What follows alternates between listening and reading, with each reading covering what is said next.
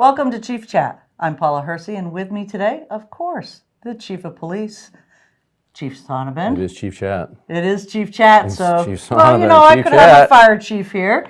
That would be betrayal. It would be betrayal.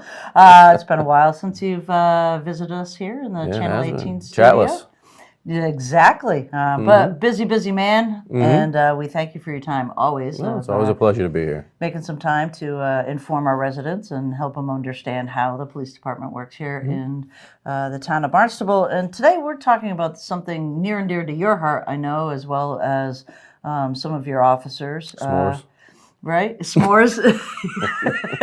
It's always candy with you guys. That, donuts, and coffee, right? Mental Health Awareness Month. It is Mental Health Awareness Month, and I'm really curious, and I know a lot of our residents, what and why is mental health awareness really important to police officers? There's a lot that goes on in the police department that the general residents just don't see. Well, it's kind of a twofold thing. First of all, a lot of the people, believe it or not, that you deal with out in the public that are having issues, per se, either relate back to some sort of a substance issue, like they're drinking or drugs or something, but there's also a large mental health aspect to a lot of the calls that we deal with. It's kind of always been there, but as time has evolved and people's awareness has gotten larger, that things that people do aren't necessarily because they're bad people, but it has to relate to do with mental health issues. They may have an official mental health diagnosis, like bipolar or schizophrenic or something else like that, that affects their behavior and gets people to call about them, or they may have other issues going on. And in the past, it was kind of just related to that it was more about the criminal behavior that you were engaged in. People didn't really delve into why you were engaging in that behavior. But as society has changed to become more aware of things that impact people's behavior, we have slowly been kind of dragged into it. Everything kind of everything rolls downhill. So eventually it gets to the police and the responders and everything that, to our level, to where the awareness increases and it gets into the training. And it's difficult because a lot of these issues, a lot of times, take formal diagnosis. It takes people who've been professionally trained to recognize these things. And a lot of the behaviors that people do when they're committing crimes or acting out, are very much like mental health related issues, yelling, screaming, acting oddly, all those things can mirror being drunk, can mirror being on drugs, can just mirror bad behavior. Right. And so they fell into a criminal behavior, and the police weren't really trained in the old days how to really formally deal with that. And then if you did have a little bit of training, there was not a very good transition between the criminal justice world and the medical world, where you could transition someone, they don't really need us, they really need this, and how to get them to there. So things have changed a lot, right, even in the last few years. And Barnstable Police Department, along with Yarmouth and some of the others on Cape Cod, have gotten granted positions for mental health professionals to ride with some of your units.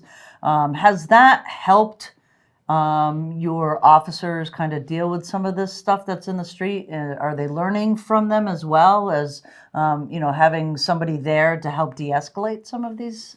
Yeah, absolutely. I mean, it's a lot like other things. It's having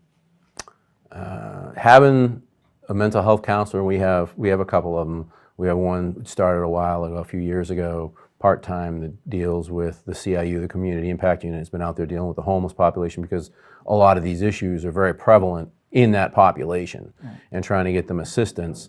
It was very beneficial to have a mental health counselor there that could say, yes, we need to do this, we need to do that, fill this form out, do that, and get it there. And now we're at the point where we have a full-time clinician that rides around with officers going to actual calls in the broader community, and it's called a co-responder model. And this clinician actually rides in the car with an officer and goes to actual calls that are going on. So response to suicidal persons and other issues that are clearly mental health. And the officers, receive the benefit of being with these people and hearing and learning at the time, in real time, how they deal with these situations, how to de-escalate people, and how, to access resources and things like that. And the other side of this is these individuals help us to access other trainings to bring into the department to broaden our knowledge as well, because in the end, it really helps us to provide a better service, but it also makes our officers better informed when you're going to things of cues and signs to look out for when you're dealing with people, and what it might be other than just criminal behavior, what you might also be dealing with. Right, so that job performance gets better over time? It does. Excellent. Yeah, that's a fantastic way to approach what we've talked about in the past, community policing, right? Helps officers understand what some of these challenges are. And then, like you said, having it there real time, they're learning some of those techniques to de-escalate situations that they may find themselves in. Exactly. Let's be honest. These officers, a lot of, you get on the job and you get trained to be a police officer. They're training you to go out and write tickets, or training you to go out and deal with domestic violence, or training you to go out and deal with, hostage situations, how to deal with crimes and investigating crimes.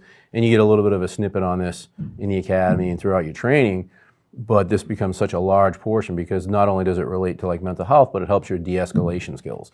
It helps you to think about slowing things down. It helps you to think about giving people a little bit of space, taking a look at the broader picture, what else might be going on here.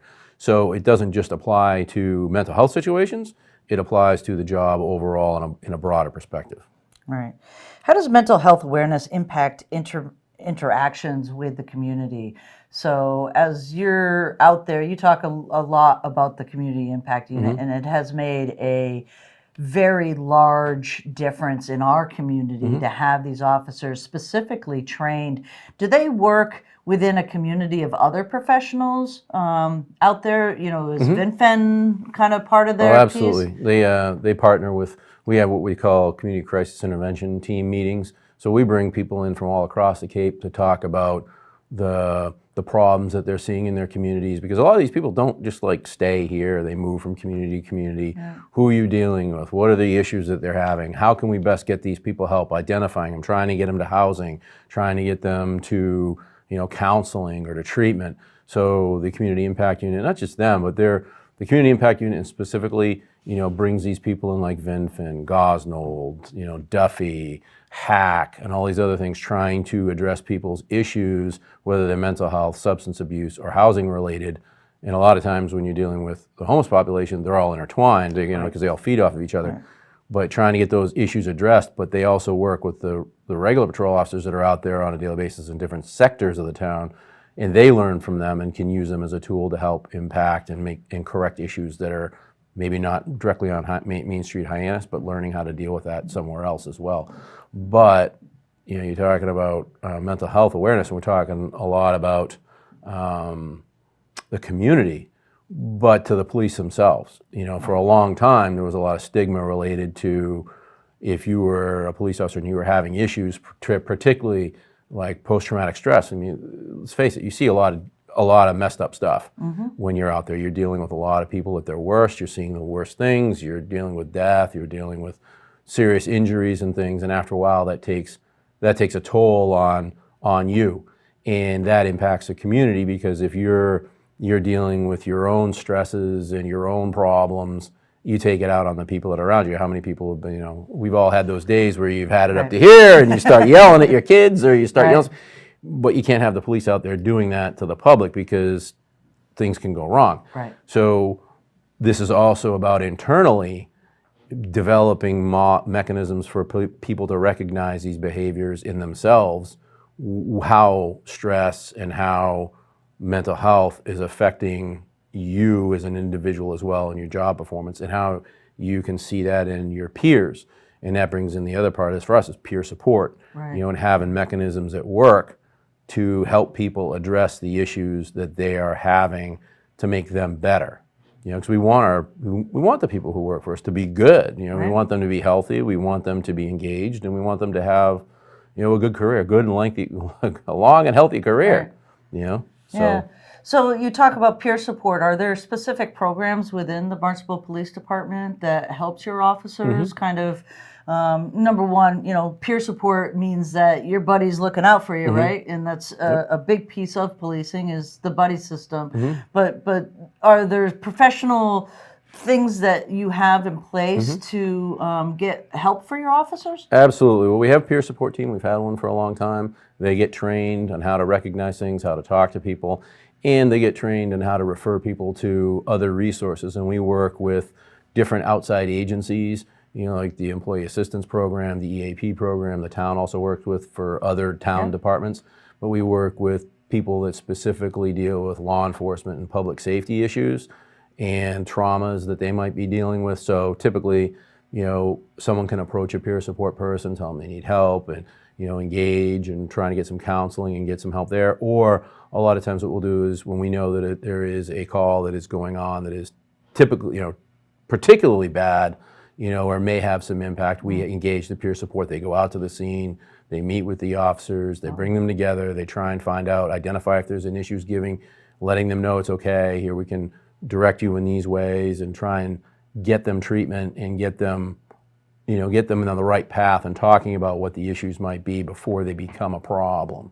So you're trying to get there, being a little more proactive. But yes, we do work with outside agencies to address issues that might be developing with different officers and dispatch staff and people in the department in general. So a lot of the mental health it comes from stress-related pieces. I'm curious, Chief. How do you manage the stress of being chief of police? How do you I talk to you, Paula. But I would imagine, as the hierarchy goes, that stress and that mental health. Yes, your officers may see it on the street, but you're encompassing all of what the community is dealing with mental health. Is there a strategy that you have that you'd like to give our viewers to say? You just can't forget about the human. You can't let the job overtake the rest of your life. I look like it, but you got to get out there. You got to exercise every once in a while. Right. You got to have other interests other than just your job. Otherwise, no matter what job you're in, it's going to eat you up. And this job can be particularly stressful. But you got to have other interests. You got to have talk to people that aren't just policemen. Talk to real people. Well, I don't know if okay, sort of, yeah. But, you got to have others, go fishing, reading books, whatever it is and it's for everybody's different, whatever it is that helps you disengage from the daily grind and just get your mind off of things, you got to do it. And it's a little different for everybody, but you got to engage yourself. Well, it's been a helpful conversation, and I'm sure our residents have some insight into mental health awareness. It is that month. I think we should all take a few moments and learn some of the knowledge that you imparted today and hopefully make our community stronger. Well, I appreciate it, Paula. Thank you. Thank you.